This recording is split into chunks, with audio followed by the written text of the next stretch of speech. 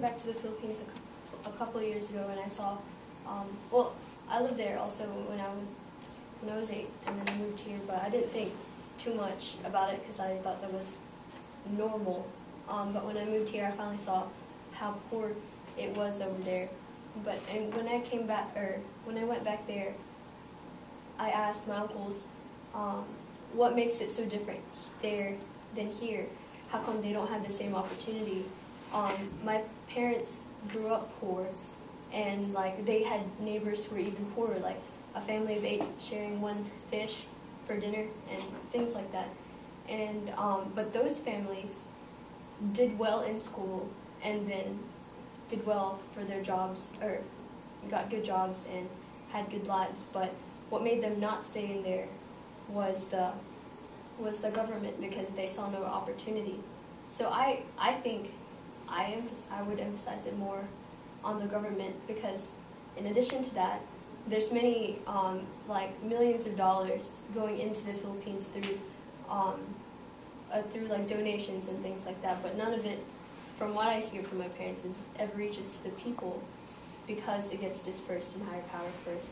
Well, obviously it would be the people's fault for voting for those people in the first place, but that's just how I see it. See, that is a typical third world country.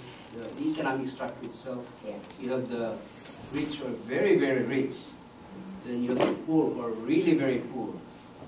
And you have the middle class, which is very small. It's not like here in the United States, where you have the rich here, but there's a big, big chunk of middle class, which basically drives the entire economy. You know, and you have the poor here at the bottom, but still it's not as large as the middle class. In any third world country, you have a kind of structure where you have the rich are very, very rich. In the Philippines, the rich are very, very rich. In fact, if you look at some of the richest people on earth, in the world, a lot of them are in the Philippines. Several of them, just like China. But then the poor are very, so the distribution of wealth is so bad. And, you know, you're right. It's sometimes the economic policy is not, you know, it doesn't provide a kind of incentives for people to actually invest, you know, because the old oligarchy, the old rich, always controls the whole entire economy. And,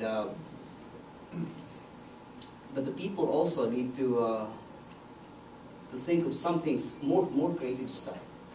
You know, I mean, that's why, you know, I'll be hard to do this work in the Philippines. And one of the things that I'd like to see is that how did Korea jump from a very poor country, because Korea was very, very poor. In fact, we used to help Korea, you know, and became a very well-to-do country now. How did they transition from a very poor country to a very well-to-do country and become very successful? Those are the kind of things I think that we need to look into, or the government should be doing. Economic policy is very, very important, because it sets the tone as to where the economy is going, just like what we do here in America. We enforce our rules very, very well. In countries like that, third world countries, the enforcement of rules and regulations are not very well defined, and they're not enforced very, very well. That's why, what does it do? It breeds corruption within the government. And I'm glad that we have this new president now. He's